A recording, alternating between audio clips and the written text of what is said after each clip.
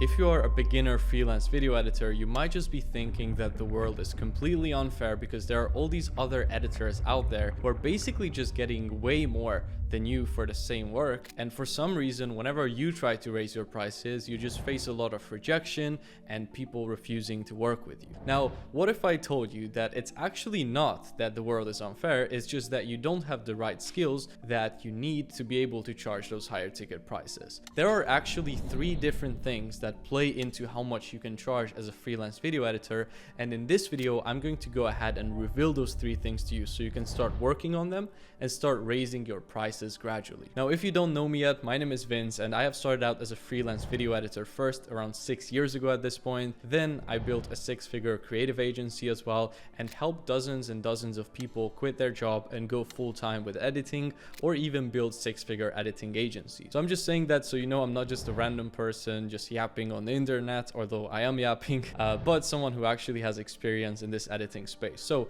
without any further ado, let's go into the first thing that plays a big role into how much you can charge as an editor. Now, the first component is none other than social proof. So social proof is basically just your online credibility. How much proof do you have that you are going to be able to actually deliver the results that people will pay you for? Now, you have to realize that you are, as an editor, in the B2B or business to business services industry, meaning the only reason why someone would pay you money for your edits is because they are expecting to make more money back. Now, if you can realize this and really communicate your value proposition clearly to your market, you are going to be able to outcompete 99% of other video editors. Now, how do you actually build up social proof, aka credibility online, so that people, when they see your emails or your outreach, they are not just going to think that you are another random internet scammer? Well, there are a few types of content that you can use as social proof. So number 1, you have case studies. So a case study would be, for example, you breaking down how you got a certain result for a specific client, whether that be a certain amount of views,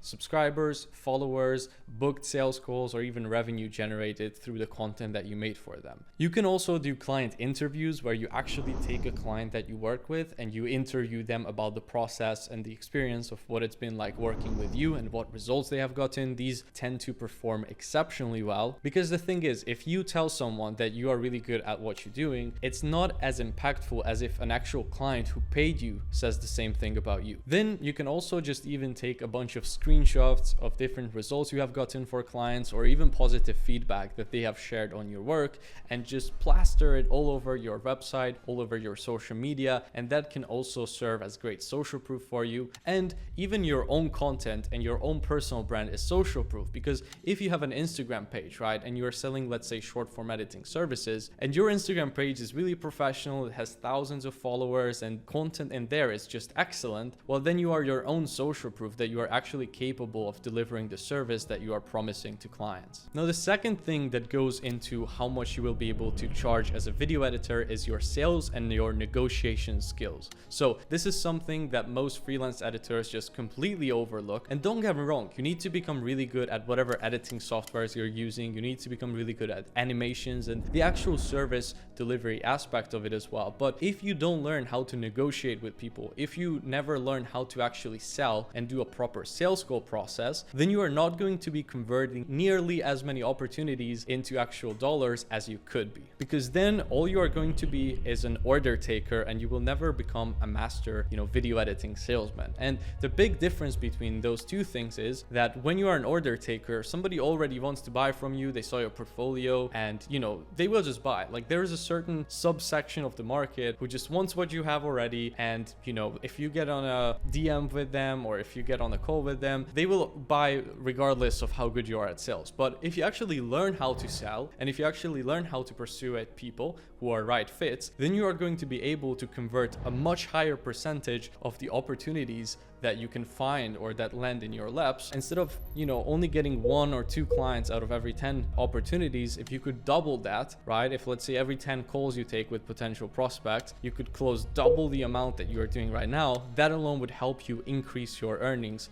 a lot. Now, when it comes to these business side of things and sales and persuasion, there are also a couple sub skills that are highly important and that you need to master. Number one, offer creation and offer presentation. So the problem is most editors don't know what is an offer in the first place. They don't know how to get started with it. They don't know, how to present their offer to a client in a way where the client can see the value in it. And I'm telling you that if you just say like, yeah, I edit, that's not really an offer. You're not actually, promising any sort of a specific desired outcome that the client is after. If you can become just much better at communicating your skills and what you can do for them through creating an actual concrete offer, you're going to have a much easier time selling it to people. Then the second sub skill is objection handling. So objection handling is a really important part of sales, right? Because I'm sure if you have been on a sales call before with a potential client, or even just messaged someone in the DMs, you have gotten an objection before. Objections look like, oh, it's a bit too pricey for me. Could you do it for less? Could we start a month from now? I need to talk with my wife. Objections are basically just quote unquote like friendly lies or friendly reasons why they don't want to make a decision there and then on the call. And if you want to be able to actually scale, you will need to learn how to handle objections of people. And for those people who are the right fit, don't let their fear hold them back from starting to work with you. Because you got to realize that if you actually have a great service and if you can deliver people amazing results, then it's your moral obligation to try to sell them, because otherwise they will just buy from another person who might not be nearly as hardworking as you are. And then the third sub skill within negotiation and sales is going to be terms negotiation, right? So you need to realize that whenever you are on a sales call with a client, you always have a playing field, right? There are always different things that you can move around to try to make the deal happen. You can move around the payment terms, you can move around the deliverables, you can potentially even give a discount if really needed with certain conditions. So the point is, or add a guarantee behind the whole thing, right? So the point is that you always want to know how to actually negotiate the terms of the deal. So in case the first,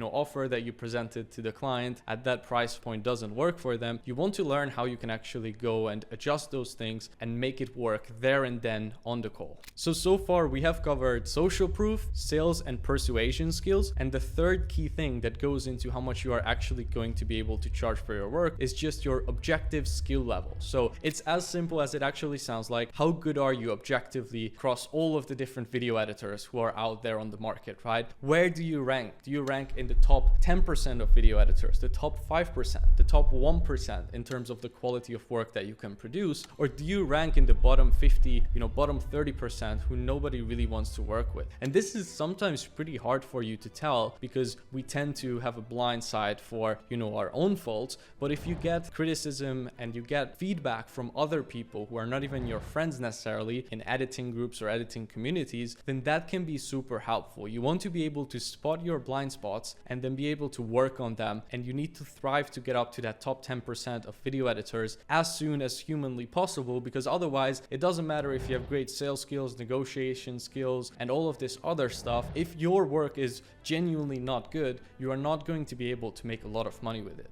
So what I would recommend you to be able to get up to that top 10% of editors is to first choose an actual market, choose a niche that you want to serve. Then find the biggest creators, the most successful creators in that market, and figure out what style and what type of videos they make. Then work on recreating them, recreate their effects, recreate the background music, do some examples similar to that, and just really replicate other people's styles until you learn all the little techniques that make up that certain style. And then eventually, once you have did that with a couple different top creators and you can genuinely replicate the same level of quality of editing as they have, then you will be able to mash all of those skills together and create your own style. And there will be people raving and just wanting to work with you, right? And once you get to that point, and if you are decent at also personal branding and sales and all these other things, then your problem is not going to be getting clients, but delivering the work for them, because you will have so much work on your plate. Some of the best editors I know, their biggest problem is not necessarily getting more clients, but it's fulfilling that work, because there are so many people wanting to work with them that there is a wait list that they have to actually keep.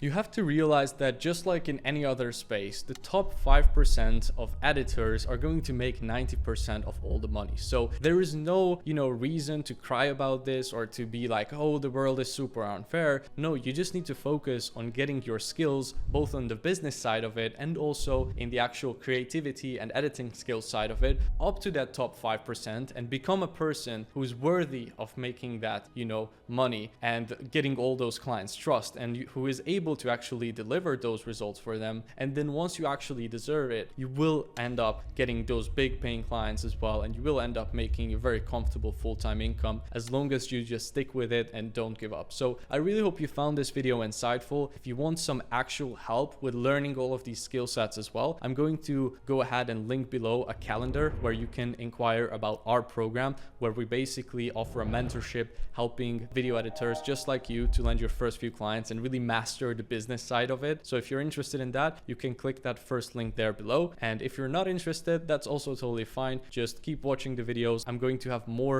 of them coming here on this channel, and I hope you enjoyed.